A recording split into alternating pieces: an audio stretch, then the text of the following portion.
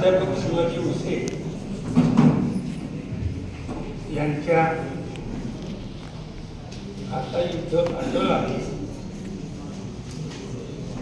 या कविता संग्रहाच्या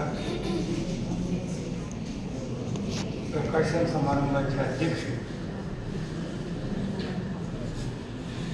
श्रीयुत बापूसाहेब मानसिंगराव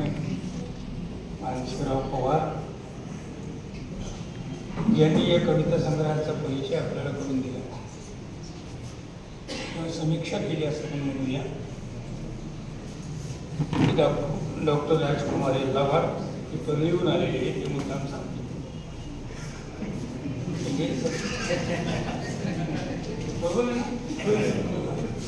म्हणजे आपल्याला माहीत झालं पाहिजे कोणता आला कुठं कोणता अभ्यासाचे कोणता हे कळलं पाहिजे ना सगळ्यांना, म्हणून मी त्याचा उल्लेख या ठिकाणी करतो. कन्नड महाविद्यालयाचे प्राचार्य डॉक्टर विजय भोसले, कवी शिवाजीराव उसे, व्यासपीठावरील इतर मान्यवर रसिकांच्या मध्ये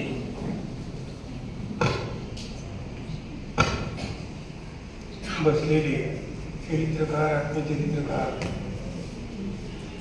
मुरहरी खेळे यांनी या कविता संग्रहाला प्रस्तावना लिहिली. ज्येष्ठ समीक्षक, कथाकार, कादंबरीकार, अभ्यासक, माजी मित्र डॉक्टर वासुदेव मुलाटे, ऋषिकेश कांबळे, छायाताई महाजन, आणखी खूप लोक बसले. आपण सर्वजण विशेषतः भगिनी वर्ग मोठ्या संख्येत या पुस्तकाच्या प्रकाशनासाठी उपस्थिती ही या प्रकाशन समारंभाची जमेची बातमी असते. ज्यांनी प्रतिसाद दिला पाहिजे त्यांचाच प्रतिसाद नसतो, त्यांना प्रतिसाद म्हणता येतो. साधारणपणे 8-10 दिवसापूर्वी शिवाजी उसे यांनी मला फोन केला की माझ्या या कविता संग्रहाच्या प्रकाशनाने तुम्हाला यायचं. सगळ्यांचे लेखक मुद्दाम सांगतो ते समोरच आहे की मी त्यांना स्पष्ट शब्दात नकार दिला. नकार याच्यासाठी दिला, मी त्यांना असं म्हटलं की पुस्तकाचं प्रकाशन असेल तर पुस्तक वाचावं लागतं, त्याच्यावर बोलावं लागतं, त्याला माझी हरकत नाही, पण माझ्याजवळ वेळच नाही. कारण अगोदर जे उपक्रम ठरलेले त्या उपक्रमासाठी जे मला वाचायचे तेच माझं अजून वाचून झालेलं आहे, आणि ते मला वाचून तिथं मला त्याच्या संबंधी काहीतरी बोलायचं असेल तर तुमचं पुस्तक वाचण्यासाठी मला वेळच मिळणार. पण ते उदार ते म्हणाले तुम्ही न वाचता या, पण तुम्ही मला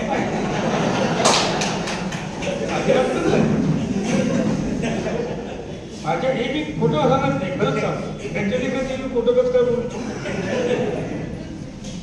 माझी अडचण झाली. आणि मग त्यांनी मला हेही सांगितलं की बापूसाहेब सुद्धा येणार. 8-10 दिवसापूर्वी बापूसाहेबांची माझी भेट झालेली होती. एक छोटासा कार्यक्रम होता कन्नडला, त्या कार्यक्रमाच्या निमित्तानं आमचं बोलणं झालेलं होतं. आणि त्यांचा एकूण त्यांच्या आणि माझ्या स्वभावाच्या काही तारा 1-2 अशा जुळल्या. एरवी माहीत नाही, नुसतंच नावानं एकमेकांना माहिती. हा काय करतो, ते काय करतात, मी काय करतो ते ऐकून माहीत, आणि ते काय करतात हेही मला ऐकून माहीत. प्रत्यक्ष भेट एकदा झाली ती ओझरतीच, पाहणं फक्त त्याला म्हणता येईल एकमेकांकडे असं, अशा पद्धतीने. तर म्हटलं बापूसाहेब येणारे आणि वाचाही आवड नाही आहे तर आपण जायला काय. मला थोडा आनंदही झाला की नाही, पण मनाला कुठेतरी शेवटी तुम्ही व्यासपीठावर ज्याच्यासाठी जाता त्याच्यासाठी जाताना तुमच्या मनामध्ये टोचणी टोचणी असतेच ना, निदान चाललं पाहिजे, काहीतरी केलं पाहिजे असं वाटतं. आणि कविता संग्रहाचं प्रकाशन, आता कविता संग्रहाचं प्रकाशन म्हटल्यानंतर मी कवितेचा अभ्यासक नाही हे सगळ्यांना माहिती. मला कविता कविता समाज अजिबात समजला. लोकांचा पण नाही, लोकांचा सुद्धा नाही, जे मला ओळखतात त्यांचा सुद्धा नाही. पण घरात 24 तास एक कवी राहत असताना कवितेचे संबंधच त्या अर्थानं कवितेशी संबंध आहे. आणि कवितेचा पहिला श्रोता किंवा पहिला वाचकही नाही आहे कविता लिहून झाल्यानंतर. पण तेवढ्यामुळं कविता करते असं म्हणता येईल. कविता मला कळत नाही हे मी नेहमी जेव्हा कवितेच्या संबंधामध्ये जेव्हा लोक आग्रह करतात, साहित्य परिषदेचा पूर्वी साहित्य महामंडळाचा अध्यक्ष होतो, लोकांना असं वाटतं की बाबा अम्मायला सगळंच कळत असेल, त्याच्याशिवाय साहित्य महामंडळाचा अध्यक्ष कसा होऊ शकतो आणि व्यासपीठावर इतके पुढारी असताना पुढाऱ्यांच्या समोर जोरदार कसं काय बोलू शकतो हे वाटणं स्वाभाविक. आणि म्हणून मग मी नाईलाजानं त्याचा तो शब्द पकडला की चला मला सुटण्यासाठी एक मार्ग याच्यातून त्याने स्वतःहून खुला करून दिलेला आहे, मोकळा करून दिलेला आहे, तेव्हा या पुस्तकाचं प्रकाशन करायला आपण जाऊ.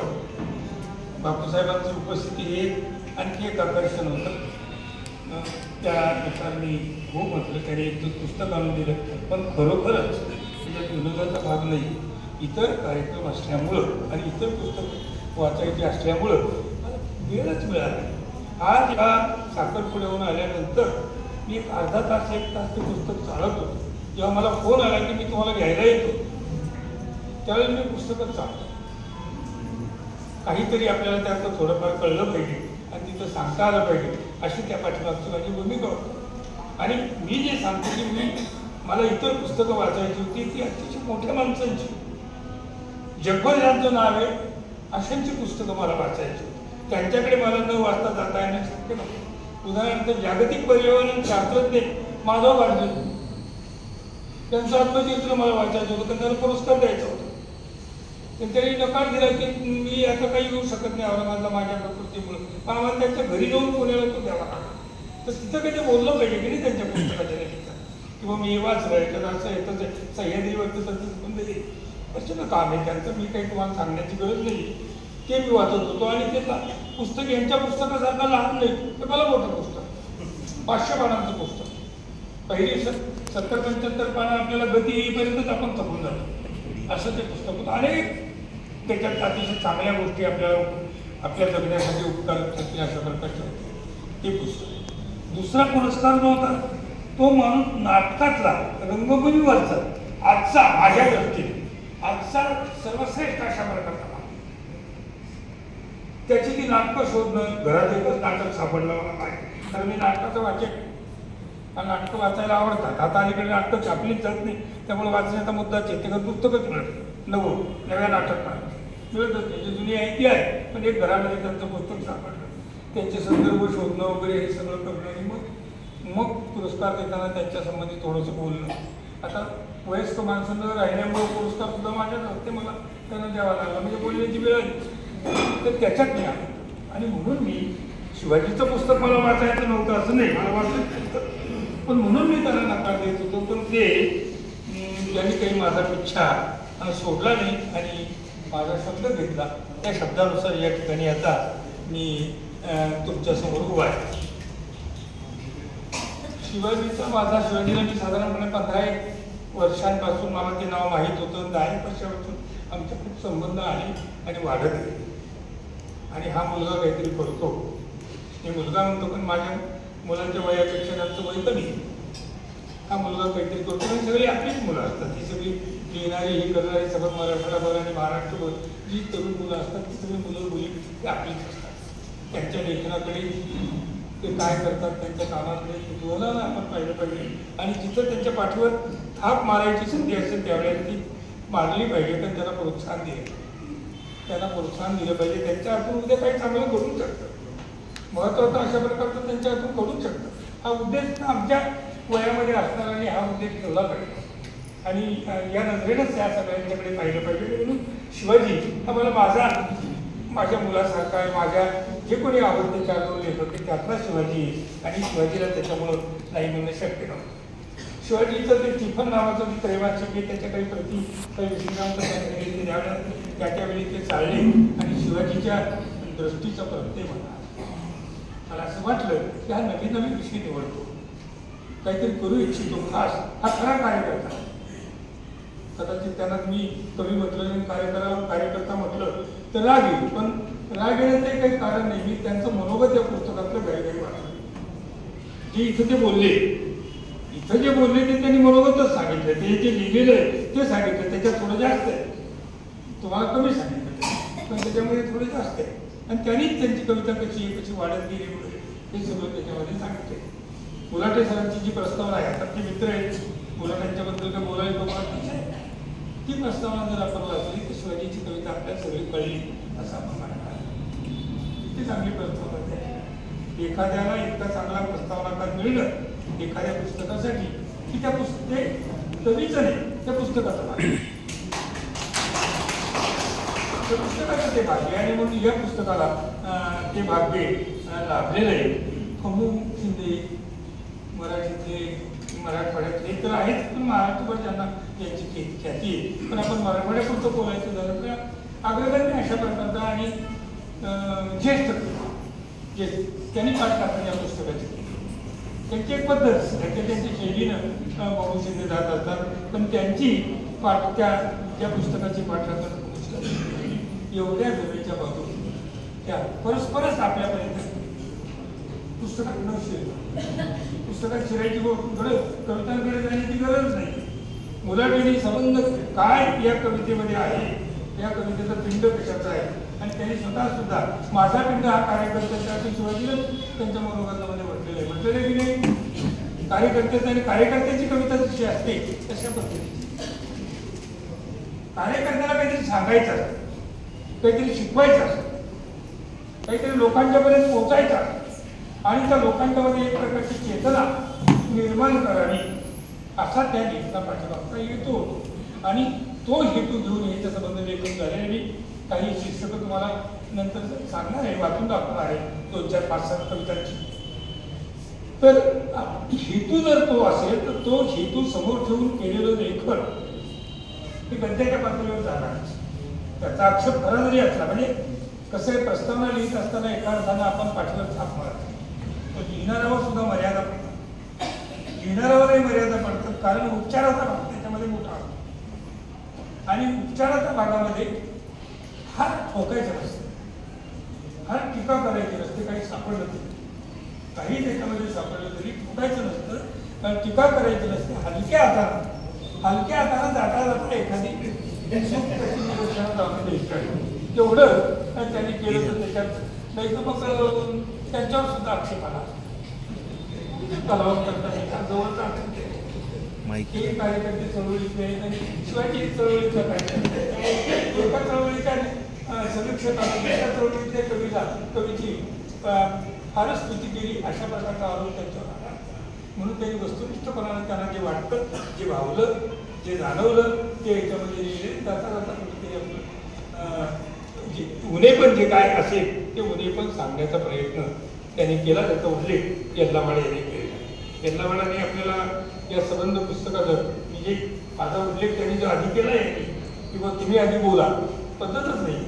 पद्धत हीच आहे, अगोदर भाष्यकारांनी भाष्य करायचं आणि नंतर ज्याच्या हस्ते प्रकाशन झालं त्यांनी बोलायचं, नंतर अध्यक्ष. ही पद्धत उलटा क्रम होता. आणि मला पुस्तकावर फारसं बोलायचं नव्हतं, तर मला सांगितलेलंच होतं, म्हणून पुस्तकातच होते तुम्हाला आधी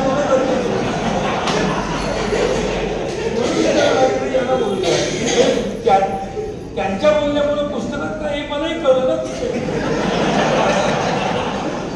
मला सुद्धा समजलं, मी काही कविता त्यातल्या घाई वाचलेल्या आहे, ही गोष्ट खरी आहे, पण तू असले तरी तुम्हाला जे कळलं ते मलाही कळलं. तर ते संदर्भ घेऊन मला बोलता येईल ना, संदर्भ घेऊन मला बोलता येईल. आता गेले एक संदर्भ दिला, निष्ठून जाईल म्हणून सांगतो, फार महत्वाचा आहे तो. महत्वाचा संदर्भ किती असं म्हणाले, चित्रावर बोलत होते. चित्रावर बोलत असताना त्यांनी पांढरी अक्षरं म्हटल्या. पांढरा रंग हा तहाचा रंग आहे, पराभूतपणाचा रंग आहे. पराभूत झाल्यानंतर, हरल्यानंतर आता तुमचं आमचं शिरपान थांबवा हे समोरच्यांना जर सांगायचं असेल युद्धामध्ये, आमचं शिरपान तुम्ही थांबवा, तर पांढरं निशाण दाखवलं जातं. आता एकीकडे हे आता युद्ध आटळे म्हणतात, तर हे निशाण कधी युद्ध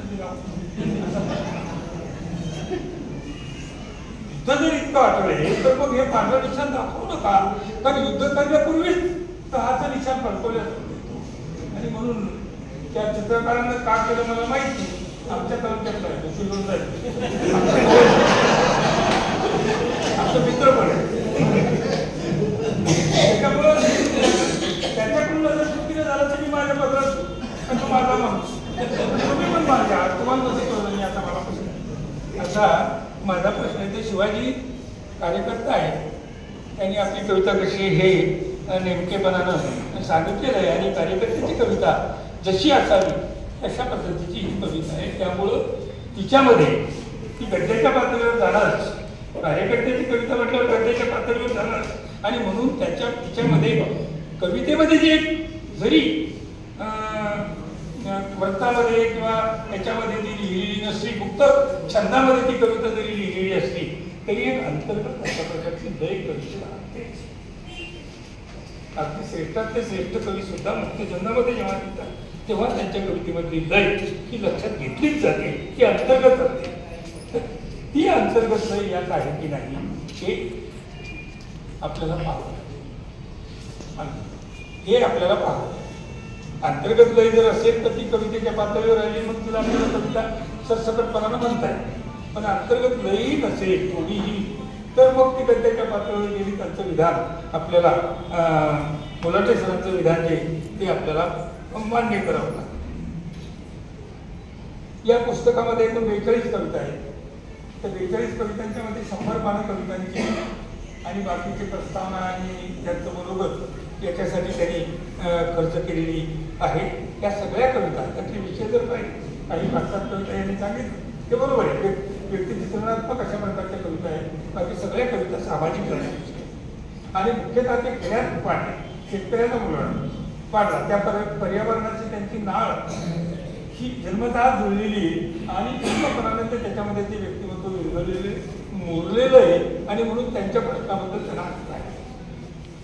कार्यकर्ते आहेत परंतु तिथूनच आल्यामुळं त्यांना ती आस्था आहे आणि त्या आस्थेतून ते संबंध मांडलेले जे मांडलेले आहे की शेतकऱ्यांची दुरवस्था मराठवाडा साहित्य संमेलनाच्या व्यासपीठावर उद्घाटन करत असताना मराठवाडा साहित्य परिषदेनं अध्यक्ष म्हणून मी वेळोवेळी जे बोललेलो आहे, अनेक वेळेला जे बोललेलो आहे, त्यात कायम मी शेतकऱ्यांचे प्रश्न मांडलेले. त्याचं कारण जर शोधायचं झालं तर मी शेतकऱ्यातून ते प्रश्न मला माहीत आहे, आजही मला दिसतात. ते कुठेतरी आमच्या रक्तातच आहे, ते आमच्या रक्तातच आहे आणि म्हणून ते आमच्या रक्तातले लोक अशा पद्धतीने सगळे लोक त्यांची जर घोरपळ करत असतील, त्यांना जगणं मुश्किल करत असतील तर आमच्यामध्ये ज्याला थोडा विचार करता येतो, जे शेतकऱ्याच्या घरातून आले किंवा त्याचे बाकीचे सगळे शेतकरी तो एकटा सोडून पण तो बाहेर पडलेला आहे. जे सगळे शेतकरी आहेत त्या शेतकऱ्यांच्या बद्दल ती एक आस्था काही 5% 10% त्यांच्याबद्दल तोडून घेतात. त्यामुळे त्यांना त्या प्रश्नाचं काहीच वाटत नाही, त्यांच्यापासून तुटतात. एकदम व्हाईट कॉलर जे होतात तर पांढरपेशे होतात. आम्ही पांढरपेशे झालो पण आमची नाळ तुटली ती कायम राहील. त्या प्रश्नांशी आम्ही जोडलेले राहिलो. आमच्या बहिणी, आमच्या मावशा, आमच्या बहिण्या, आमचे भाऊ, आमचे सगळे नातलं तिथं आहे, ते सगळं भोगताय. त्यांचा छळ होतोय, सर्व पातळीवर छळ होतोय. शहरी मध्यमवर्गीय लोक सुद्धा त्यांचा छळ करतात. राजकारणी छळ करतात असं नाही तर ते सुद्धा त्यांचा छळ करतात. आम्हाला पाणी पाहिजे, शहरं वाढवा. 57 मध्ये 67,000 लोकसंख्या असलेल्या औरंगाबाद 24 मध्ये 17 लाख होतं. या लोकांच्या पाण्याचा प्रश्न कसा सोडवायचा? पिण्याच्या आणि सांडायचं सुद्धा. मग ते पाणी त्यांना पुरवायचं असेल तर कुठंतरी सिल्लोड तालुक्यात, भोकरदन तालुक्यात, कन्नड तालुक्यात, वैजापूर तालुक्यात, पैठण तालुक्यात जिथं धरण बांधण्यासारखी परिस्थिती असेल तिथं धरण बांधा आणि घ्या त्यांच्या जमिनी. प्रश्न तुमचे सोडवायचे, तो त्यांचा प्रश्न आहे. तुम्हाला पाणी द्यावं ही त्यांची जबाबदारी आहे. त्यांची प्रॉपर्टी तुम्ही हस्तगत करणार, तुम्ही म्हणजे सरकार तुमचं पोषण करण्यासाठी, तुम्हाला जगविण्यासाठी त्यांना नागवलं हे प्रश्न आहे. ते मला पडतात. पण माझी नाळ अजून पक्की आहे, त्याची शिवाजीची नाळ पक्की आहे आणि म्हणून शिवाजी संघर्ष करा म्हणतो. अटळ म्हणतो, युद्ध अटळ हे जाऊ द्या. आता ही चूक अशी छोटी मोठी होऊ शकते की पांढऱ्या अक्षर आली होऊ शकते, पण मूळ त्याचा गाभा जर लक्षात घेतला तर शेतकऱ्यांचे जे प्रश्न आहेत ते वंचित हा शब्द त्यांनी वापरला, मी वंचित शब्द वापरणार नाही, तर वंचित या शब्दाला आता पण वाईट अर्थ आहे काय त्या 15 दिवसामध्ये मी उपेक्षित शब्द त्यांचे जे प्रश्न हे उपेक्षितांचे प्रश्न जे हे उपेक्षितांचे प्रश्न ते मानतात आणि विशेषतः खेड्यापाड्यातील उपेक्षितांचे प्रश्न ते मानतात. आणि म्हणून शिवाजीची कविता ही कविता नसली तरी कविताचं जे म्हणणं आहे कवितेमध्ये त्यांच्या लेखनामध्ये त्याने म्हटलेलं आहे ते महत्त्वाचं ते महत्त्वाचं. आता ते त्यांच्यापर्यंत कसं पोचेल मला माहिती, त्या लोकांच्यापर्यंत कसं पोचेल मला माहिती नाही. ती पोचवण्याची जबाबदारी एकट्या शिवाजीची नाही. शिवाजीने मार्ग दाखवला, ती उचलून धरण्याची, ती त्यांच्यापर्यंत पोहोचवण्याची आपल्या सगळ्यांची जबाबदारी. जर आपल्याला त्या लोकांच्याबद्दल काही आस्था असेल, जिव्हाळा असेल, प्रेम असेल, कुठं तुमचं त्यांचं रक्त एक असेल तर नसेलही, रक्त नसेलही तुमचं, पण त्यांच्यामध्ये कुठेतरी जवळीक असेल तर हे जे काही प्रश्न शिवाजीने याच्यामध्ये मांडले व्यक्तिचित्रणाच्या याच्यावर जाणार नाही. तिथं गोपीनाथरावच्या एका निमित्तानं जी कविता त्यांनी लिहिली त्याच्यावर मला फक्त एक सूट म्हणा किंवा माझं म्हणणं जे आहे ते त्या अनुषंगाने सांगायचं आहे तुम्हाला, त्याच्यावर मांडायचं. हे सगळं जे या दृष्टीनं शिवाजीचं म्हणणं या पुस्तकातलं जे हे अतिशय महत्त्वाचं आहे. आणि त्यांनी जी शीर्षकं दिली ती शीर्षकच नुसती जरी आपण पाहिजे कवितांची शीर्षकच आहेत ते त्यांनी पण म्हटलं. त्यांनी सुद्धा म्हटलं की माझ्या कवितेची शीर्षकातून माझी कविता कळतं. का म्हणावं कविता असं एका ओळीमधून तुमची कविता कळत आहे, ती कविता कशी काय होती, कविता कशी काय होती, कविता होणारच नाही ना, एकसंध सगळं पाहिजे ना ते. तर घामाच्या दामासाठी आता घामाचं दाम मागतो तो आपण, घामाचं दाम मिळालं पाहिजे. शिवाजीचं दुःख नाही आहे, शिवाजी पांढऱ्यापेक्षा माझ्यापर्यंत, पण जे कोणी आहे त्यांनी पाहिलेले अनुभवलेले जे पर्यावरण आहे ग्रामीण पर्यावरण, तिथले माणसं, तिथले प्रश्न हे शिवाजीला अस्वस्थ करते.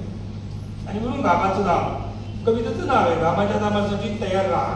घामाचं दाम हे मिळालंच पाहिजे. का मिळू नये, सर्वांसाठी उजेड वाटा कवितेतून त्यांनी आणलेलं आहे. हे शीर्षक आहे, सर्वांसाठी उजेड वाटा, वाट दाखवतो. उजेड त्या वाटेवरचा उजेड किंवा वाटेनं उजेड असावा अशा प्रकारची भूमिका त्यांच्या जीवनातल्या ग्रामीणांच्या जीवनाच्या मध्ये हे या शीर्षकाचं नाव आहे, या कवितेचं नाव आहे. पुष्कळ कविता याच्यामध्ये ही शीर्षकं जर आपण पाहिली तर शीर्षकातून आपल्याला त्याचा बोध होतो की जे बलिदान व्यक्त जाऊ दे आणि गोपीनाथरावांच्यावर लिहिलेली त्यांनी जी कविता गोपीनाथराव मुंडे त्यांनी अमुक केलं तमुक केलं तमुक केलं, खूप संघर्ष केला, समाजासाठी केला, झगडले, हे सगळं करायचं. पण बलिदान कुठून आलं, त्यांचा बळी कोणी घेतला, म्हणून शब्द वापरताना लेखकानं कवीनं जागृत बरा वाटतो, आकर्षक वाटतो आपल्याला. कवीला सुद्धा टाकल्याबरोबर शब्द एकदम आकर्षक वाटला आणि त्याचा एक वेगळा प्रभाव कुठेतरी मनावर उमटतोय असं त्याला वाटलं की तो ठेवायचा का, त्या ठिकाणी वापरलेला शब्द बसतो का त्या आशयाच्या बाबतीमध्ये तो काही अचूकपणा दाखवतो का, नाही दाखवतो. गोपीनाथरावांचा बळी कोणीही घेतलेला नाही हे वास्तव. आणि म्हणून त्यांनी बलिदान हा शब्द वापरला. तेव्हा मी आपलं शिक्षक पाहिलं, खाली वाचत गेलो तर मला शिक्षक पाहिलं, आपल्या मनामध्ये जिज्ञासा झाली, मनामध्ये वाचलं. खाली ते वाचत आधी गोपीनाथराव दिसत चालले आणि खाली गोपीनाथ नावच आलं. मग पक्क झालं माझ्या मनात ते गोपीनाथरावांची पुढची कविता आहे. माझ्या मनामध्ये ते पक्क झालं. अशा आणखी काही कविता त्याच्यावर मी बोलतो तेव्हा कविता जागरूक आहे. आपण कवी हा समाजाला काहीतरी दाखवून आणि समाजाला काही दाखवत असेल तर त्यांनी अचूकच दाखवलं पाहिजे. हे इकडे तिकडे करून बोलत होते म्हणून मी पण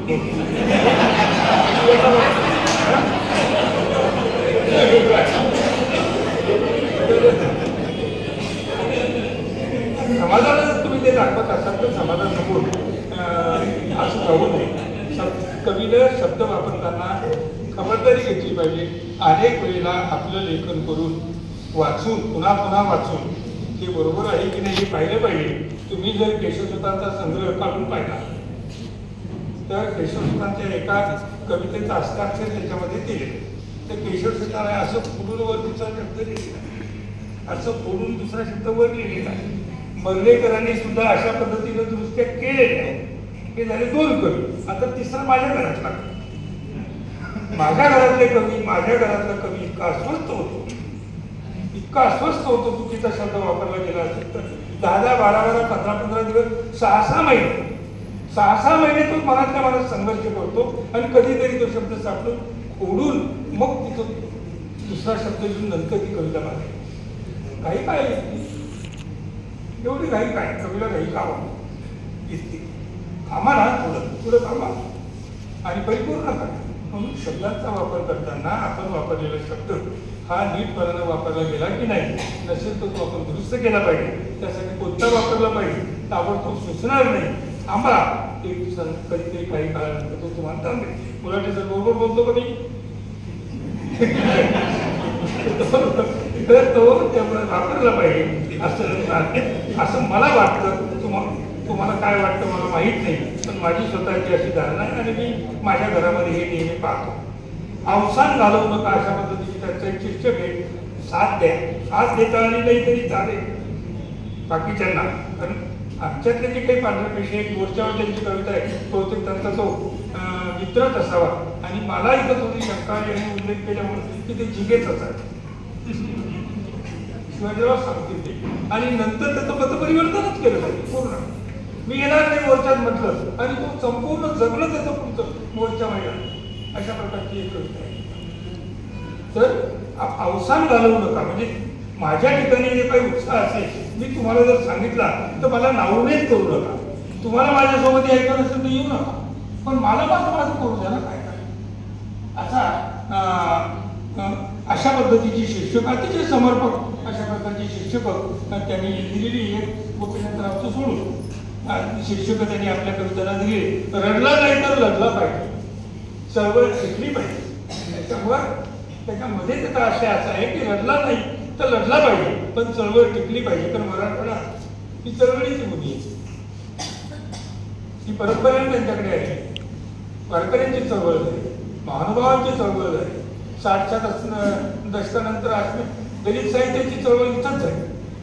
त्याच्यानंतर अनियतकालिकाची चळवळ इथूनच सुरू झाली. सगळ्या चळवळी, वाङ्मयी चळवळी, आपल्या ज्या वाङ्मयी आणि सांस्कृतिक चळवळी ह्या इथं झालेल्या आहेत. शिवाजी सुद्धा, शिवाजीचं जगणं जर आपण पाहिलं, सुपणावरची त्यांची कविता आणि सुपणासंबंधीचं त्यांचं लेखन आणि सुपणासंबंधी ते करत असलेले काम, जागृती, ही जर आपण लक्षात घेतली तर कार्यकर्ता आहे आणि वाटतं, पोटतिडकीनं वाटतं, आणि त्यासाठी छळ सोसण्याची सुद्धा तयारी, शारीरिक नाही नव्हती, आर्थिक सुद्धा, सगळ्या प्रकारची जर छळ सोसण्याची तयारी, इतका तयार अशा प्रकारचा हा कार्यकर्ता आहे. त्यामुळं इतकी समर्पक अशा प्रकारची शीर्षक त्याला सुचली. आपल्या कवितांची शीर्षक अतिशय समर्पकपणे त्यांनी दिलेली आढळतात. एक 5-7 कवितांच्या वर पुन्हा करून ठेवलेल्या होत्या की आपल्यासमोर सांगावं की निदान वाचलं नाही पुस्तक, निदान चाललं तरी. भीक नको, आम्हाला भीक नको असं त्यांचं म्हण आहे. घेऊ घामाची राह, घामाचं आम्हाला तुमच्याकडून भीक नको आहे, आम्ही कष्ट केलेले आहे, त्याचा मोबदला आम्हाला मिळाला पाहिजे, हा आशय या कवितेतून त्यांनी सांगितले. अशी खूप शीर्षकं या संग्रहामधल्या कवितांमध्ये आपल्याला सापडतात. त्या शीर्षकांच्या बद्दल मी शिवाजीचं अतिशय मनापासून अभिनंदन करतो की खूप चांगली शीर्षकं तुम्ही दिलेली आहे. त्यामुळं एक तोटा शिवाजीचा नक्की होणार आहे. तर लोक म्हणतील मग कविता कशाला वाचा, शीर्षकच वाचतो. तर शीर्षकातूनच जर आम्हाला कळत असेल तर बाकीचं वाचण्याची गरजच नाही, शीर्षकच वाचतो. हा तोटाही होण्याची शक्यता आहे. पण समर्पक अशा प्रकारची शीर्षकं त्यांनी दिलेली आहे. कविता एक हत्यार आहे, आता लढावंच लागेल, कवितेलाच हत्यार, आता लढावंच लागेल कवितेच्या माध्यमातून. अशी चांगली शीर्षकं त्यांनी दिलेली. त्यामुळं शिवाजीचा हा संग्रह निदान कार्यकर्त्या वर्गामध्ये फार मोठ्या प्रमाणामध्ये जावा अशी निदान माझी इच्छा आहे, माझी अपेक्षा आहे. मुलाटी सरांनी जसे पार्टी सेल केलं तसं मी पण एक करणार. पार्टी सेल केलं त्याने त्या याच्यामध्ये एक चूक दाखवली मला किंवा उणीव दाखवली, तशी मी पण एक दाखवून थांबणार आहे आणि मग या पुस्तकाचं प्रकाशन झालं असं जाहीर करणार आहे. आपण मराठीचे प्राध्यापक आहोत, आपण भाषेचे प्राध्यापक आहोत, आपण मुलांना भाषा शिकवतो. तेव्हा आपण भाषा वापरताना आपल्याला व्याकरणाची भाषा लिहिण्याचे नियम नीट माहीत नसले तर ते करून घेतले. कारण आपलं काम आहे, आपण शिक्षक आहे. परिपूर्ण कोणीच नसतो. शिक्षक होतो तेव्हा तो परिपूर्ण नसतो. तो शिकवता शिकवता वाचत वाचत शिकत असतो. आम्ही पण तसे शिकतो. आम्ही शेतकऱ्याच्या घराणून आलो. तुम्ही तर उशिरा आले का? ज्या काळामध्ये अक्षराची ओळखच नव्हती, सामान्य म्हणजे खेड्यापाड्यातल्या माणसांची ओळखच नव्हती, अशा काळात आम्ही पहिल्या पिढीचे प्रतिनिधी आहे. आमच्यासमोर काहीच नव्हतं, कोणताच आदर्श नव्हता. असं असताना सुद्धा आम्ही जाणीवपूर्वक आपल्याला जे येते लक्षपूर्वक पुन्हा पुन्हा वाचून हे कसं आलं कसं नाही काय पाहिजे हे शिकण्याचा प्रयत्न केला.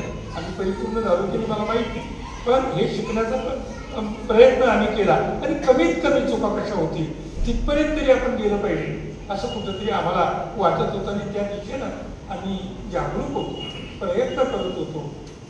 आता तुमच्या काळामध्ये सगळं सुसज्ज उत्तम ग्रंथालय तुमच्याकडे आहे. आता उत्तम ग्रंथालय, पाहिजे ते पुस्तक मिळतं, पाहिजे सगळं मिळतं. घरापर्यंत आलेले आम्हाला काहीच मिळत नव्हतं. वर्तमानपत्र एका खेड्यात एक वर्तमानपत्र सुद्धा येतं, किंबहुना मराठवाड्यात वर्तमानपत्रच नव्हतं. आमच्या अजून काय पहिलं सुरू वर्तमानपत्रच नव्हतं. आता खूप आहे, तुमच्या दारापर्यंत सगळं पोहोचलेलं असताना फक्त मेहनत कमी पडते असं माझं मत. मेहनत कमी पडते असं माझं मत आहे. बहुतेक सुखनामा या कवितेमध्ये जाता जाता मला कुठेतरी दिसलं. किती नंबरची सुखनामा तेवढं सांगतो ना. हा, हे सुखनामा ही जी कविता आहे या कवितेतल्या पान नंबर 57 तो मी तंतोतंत पाळीलं. प्रथम पुरुषी एक वचनी हे ल हे कधी वापरणार पाळीलं असं लक्ष दिलं. आता हे पुस्तक लोकांच्या हातात आहे आणि ते असं म्हणतील की हा शब्द बरोबर आहे, पण आपल्यावर संस्कार झाले. जे छापील ते बरोबर, जे छापलेलं नसतं त्याच्यात चुका असू शकतात, पण जे छापलेलं आहे त्याच्यात चूक नसते असं लोक समजतात. आता हे छापलेलं आहे, लोक म्हणतील उद्या कोणीतरी आमची एखादी मुलगी शिकणारी किंवा मुलगा म्हणेल की आपण अरे त्यांनी शिवाजी सरांनी पाळी लिहिलेलं आहे, मी पाळी, मी सुद्धा तसंच लिहिलं. त्याला नाही आणि मी बाकीचं लावून टाकते. त्या सगळ्यांना उद्देशून सगळ्यांच्या दृष्टीनं मी मुद्दा म्हणून सांगतो की भाषेकडे कवीनं लेखकानं खूप लक्ष दिलं पाहिजे. आणि शिक्षकानं एखाद्या वेळेस लेखकाचं प्रूफ रीडर दुरुस्त करेल, चांगला असला तर तो दुरुस्त करेल. त्यालाही आता प्रूफ रीडरची बोंब झाली, त्यालाही काही कळत नाही फारसं. तर शिक्षकांना जास्त काळजी घेतली पाहिजे. जुनी व्याकरणाची पुस्तकं काढली पाहिजे, त्यातल्या विभक्तीने पाहून घेतल्या पाहिजे, त्यातल्या वचनाने पाहून घेतली पाहिजे आणि ते आपण आधी आत्मसात केलं पाहिजे आणि मग ते थोडं लिहिलं पाहिजे. अनुराधा पाटलानं चूक केली तर चालू शकते, पण अनुराधा पाटलावर शिक्षणच नाही, पण तुम्हाला नाही चालू शकत, तुम्हाला चालू शकत. आणि अनुराधा पाटलाला घरामध्ये दुरुस्त करणार आहे, तुम्हाला कोण आहे? घरामध्ये चुकलं तर तो दुरुस्त करून देईल, पण तुम्हाला कोणीच करून देणार आहे. तेव्हा आम्ही शिक्षक आहोत आणि शिक्षकांनी ही खबरदारी घेतली पाहिजे. एकूणामध्ये मला तुम्हाला दुखायचं नव्हतं, पण हे कधी सांगितलं पाहिजे. मी मुद्दाम सांगतो, मी कधी याच्यावर फारसा नसतो आणि म्हणतो मोबाईलवर, पण व्हॉट्सअप फक्त मी बघतो आणि हे करतो. त्याच्यामध्ये अशा पद्धतीने लोक चुका जेव्हा करतात तेव्हा मी इथं असलेल्यापैकी एखादा विचार तो अनुभवाचे मी खाली लगेच दुरुस्त करून लिहित असतो. असं लिहित जा, हे तुमचं चुकीचं आहे. सॉरी सर, सॉरी सर, भले भलेच येतं, भले भलेच. तेव्हा भाषेकडे आपण दुर्लक्ष करता कामा नये. त्याचं कारण सांगतो आणि थांबतो.